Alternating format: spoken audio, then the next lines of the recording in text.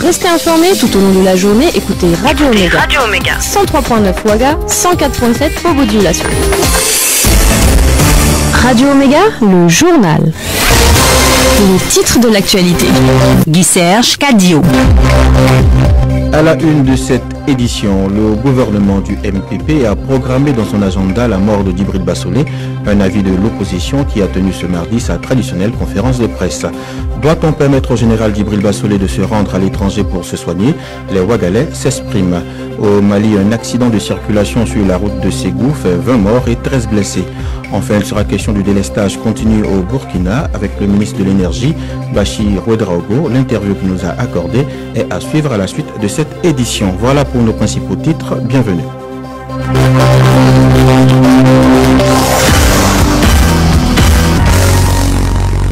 L'opposition politique burkinabé a tenu ce mardi à Ouagadougou sa traditionnelle conférence de presse. Entre autres sujets à l'ordre du jour, les attaques terroristes, le scandale du charbon fin et la santé du général Djibril Bassolé. Pour l'opposition, le gouvernement du MPP a programmé dans son agenda la mort de Djibril Bassolé. Le compte rendu d'Inosa Kema avec la voix d'Ibrahim Baïli. Comme on pouvait s'y attendre, l'état de santé de Djibril Bassolé s'est invité dans les échanges. Et le président de la NAFA, son soutien politique, a indiqué sans embâche que le gouvernement serait tenu responsable de ce qui adviendrait de mal à leur champion. Mamadou Diko, président de la NAFA. Le gouvernement du MPP a programmé dans son agenda la mort du général Djibril Bassolé en l'empêchant d'aller se soigner convenablement, en écoutant son séjour médical et en voulant lui imposer des thérapies contre l'avis de son médecin traitant. Il est désormais établi que le pouvoir en place veut le tuer à petit feu. C'est inhumain et cynique.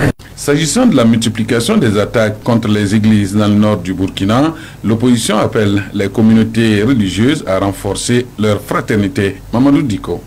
L'opposition présente ses sincères condoléances aux familles éplorées. Et à l'église catholique, l'opposition invite les différentes communautés religieuses à renforcer les rapports de fraternité qui ont toujours existé entre elles et à sensibiliser les jeunes afin qu'ils ne succombent pas à la tentation des ennemis. Se prononçant sur l'affaire charbon fin à la mine d'or de Sakane, le CFOP a indiqué qu'il s'agit d'un terrorisme économique qu'il faut punir.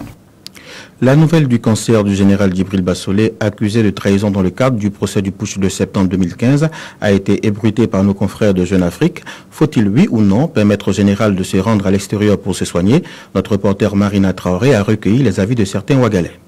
Il faut le laisser, il va aller se soigner, d'abord la santé, et puis il va venir répondre à ce qu'on va lui demander. Si c'est à le condamner, on va le condamner. Si c'est à le libérer, on va le libérer aussi. Je ne connais pas trop le fond de l'histoire. Mais bon, si c'est à propos de sa santé, quand même, je pense qu'il mérite des soins. Selon moi, si on peut déplacer les docteurs, non qu'on vienne au Burkina le soigner, ça aussi c'est mieux. Sinon, il est malade aujourd'hui, demain c'est guéri, après demain c'est pas guéri. Si c'est comme ça, c'est pas normal. C'est un humain comme toute personne. Normalement, s'il n'a pas la santé, il doit aller chercher la santé, quel que soit, même si c'est pas en France, même si c'est en Chine, il a les droits. Si vraiment s'il est même malade, on va laisser partir.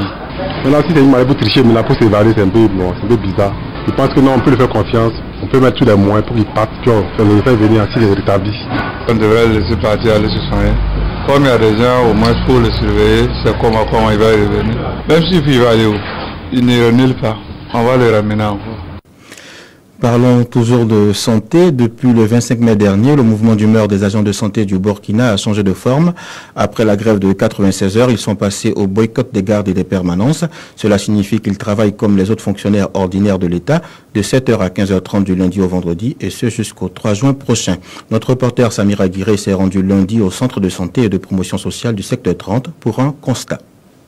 Il est 15h ce lundi lorsque nous arrivons au CSPS du secteur 30. La cour est presque vide. Le dispensaire, habituellement bondé de monde, ne compte aucun patient devant la salle de consultation. Une seule malade est couchée en salle d'observation et un enfant est en train d'être pris en charge en salle de pansement.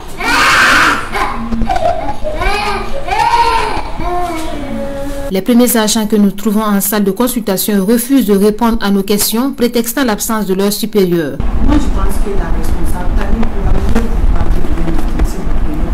pourquoi vous n'êtes pas venu? La première est partie même à 14h, oui. Nous décidons donc d'attendre dehors. 34 minutes après, c'est-à-dire à 15h34, un agent vient de sortir du dispensaire sans sa blouse d'infirmier avec son sac à main. Il est 15h34, vous n'avez pas perdu du temps du tout? Non, mais c'est comme ça.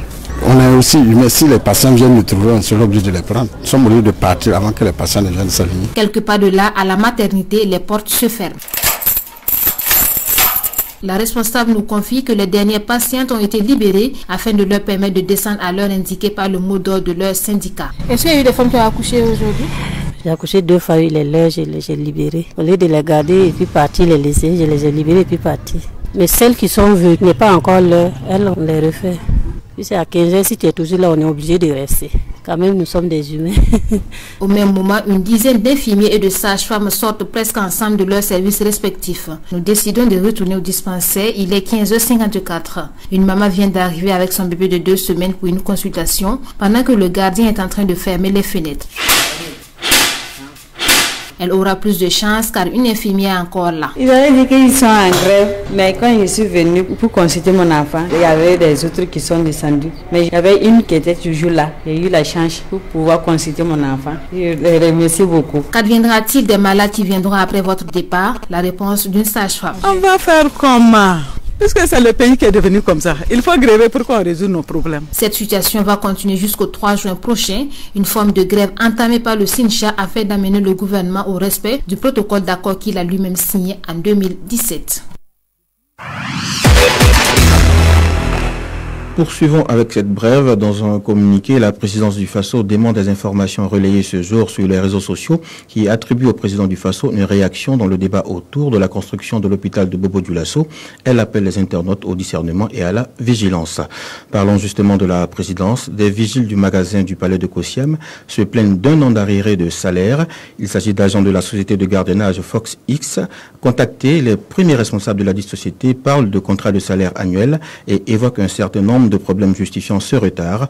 Le reportage de Fabiola Ouedraogo avec la voix de Moumouni Yaro. Après 1 an, 4 mois de travail, une vigile de la société de gardiennage Force X en service au magasin de la présidence du Faso dit n'avoir touché que 4 fois son salaire. Au bout du désespoir, elle s'est confiée à Radio Omega sous couvert d'anonymat.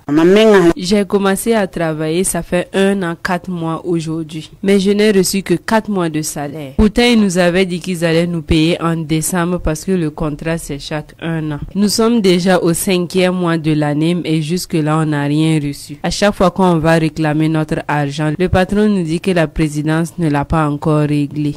Elle n'est pas seule dans cette situation. Une autre qui n'a pas non plus voulu décliner son identité vit le même calvaire. Ça me fera 8 mois que je travaille sans salaire. Depuis que je travaille avec eux, je n'ai jamais rien reçu comme salaire. C'est une fois, notre chef de poste est parti les voir et ils ont remis 50 000 francs. Et lui aussi, il est venu me donner 5 000. Approché, le responsable de la société en question évoque des questions de santé et de papier, notamment l'absence du numéro IFU qui serait à la base de ce retard. Un retard de 6 ou 7 mois, contrairement à ce que les employés disent. Nicolas Kabori. Si le papier, ils ont pu enregistrer, donner à la présidence, jusqu'à c'est arrivé au niveau de la trésor et qu'il y a un numéro de IFI que j'ai fait une erreur là-dessus, si on rejette les papiers, je ne peux pas condamner ces gens-là. En espérant que le papier va sortir, je vais les payer. Le jour qu'on me donne l'argent, je vais appeler chacun. Pas quelqu'un qui va les payer, c'est moi. À l'instar des vigiles du magasin de la présidence, ceux de la salle des banquiers de Ouaga 2000, employés par la même société, dénoncent 3 mois de retard dans le paiement de leur salaire.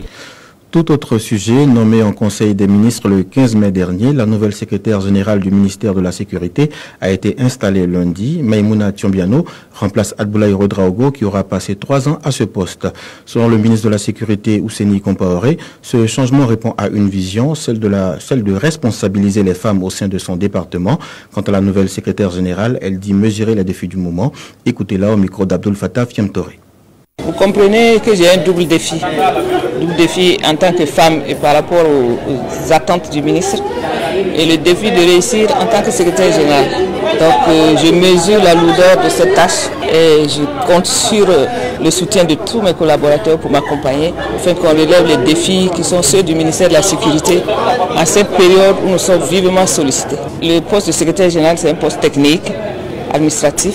C'est tout juste pour accompagner. C'est faire en sorte que de mettre l'accent sur la célérité du traitement des dossiers. C'est ce que nous allons faire. Le ministère de l'administration territoriale, de la décentralisation et de la cohésion sociale, à travers le secrétariat permanent de la Commission nationale des frontières, a tenu ce mardi à Ouagadougou, sous la présidence du Premier ministre Christophe Dabiré, la première session ordinaire de l'année 2019 du Conseil des frontières. Suivez le compte rendu de Fabiola Ouedraogo avec la voix de Brigitte Yoda.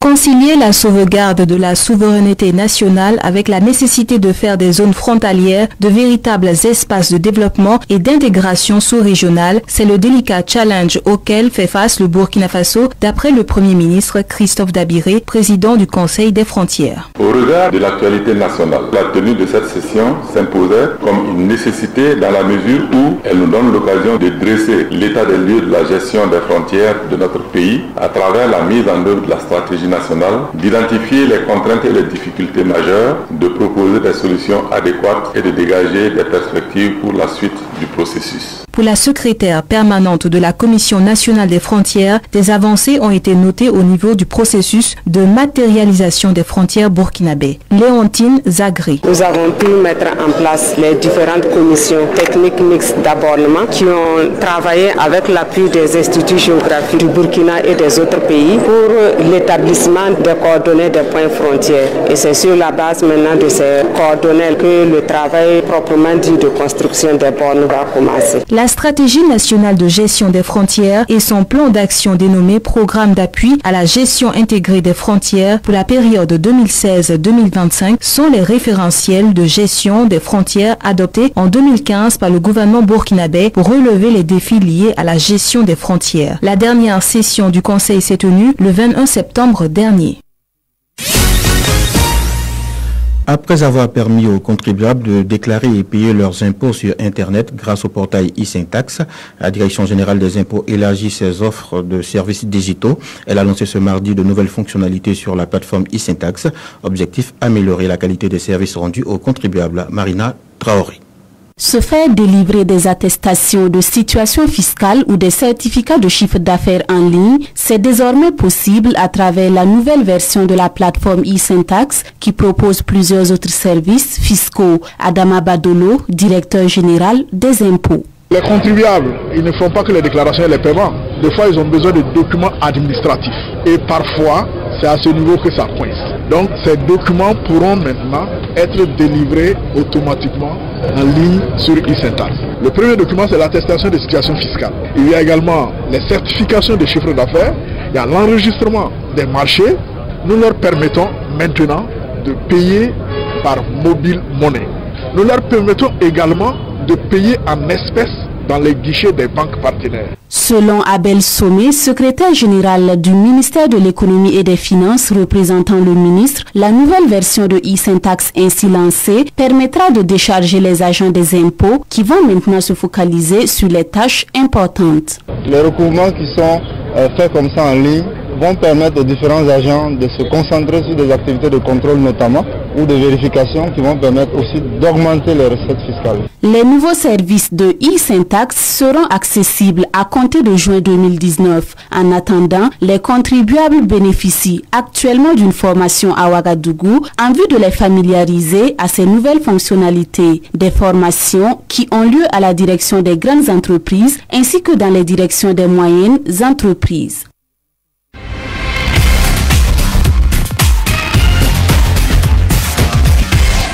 Au Mali, un grave accident de la circulation entre Kassela et Zantiguila a fait ce mardi, selon un bilan provisoire, 20 morts et 13 blessés. Le ministre des Transports et de la Mobilité urbaine et son collègue de la Sécurité et de la Protection civile se sont rendus sur les lieux. L'accident est survenu suite à une collision entre un camion et un minibus. En Côte d'Ivoire, Assoua Adou, secrétaire général de la dissidence du FPI, resté fidèle à Laurent Gbagbo, se dit prêt à discuter avec toutes les formations et groupements politiques, y compris le RHDP du président Alassane Ouattara. C'est Laurent Gbagbo qui l'a instruit d'initier au plus vite des discussions avec les principaux acteurs politiques en Côte d'Ivoire. Assoua Adou devrait officiellement adresser un courrier de demande d'audience au président du RHDP. L'objectif est notamment de réduire la marge de manœuvre de Pascal Affi-N'Guessan et ainsi de devenir l'interlocuteur principal des autorités. Président du parti, Affi-N'Guessan est contesté par le camp Gbagbo, mais reconnu par le pouvoir. Bien qu'une alliance avec la dissidence du FPI semble improbable, certains cadres de la majorité présidentielle comme Bakongo Cissé, ministre auprès du président de la République chargé des affaires politiques, y sont favorables. Et c'est avec la page internationale que nous refermons cette édition mise en onde par Adama Konaté. Dans un instant, le sport et notre page invitée. Très bonne suite de programmes sur nos antennes.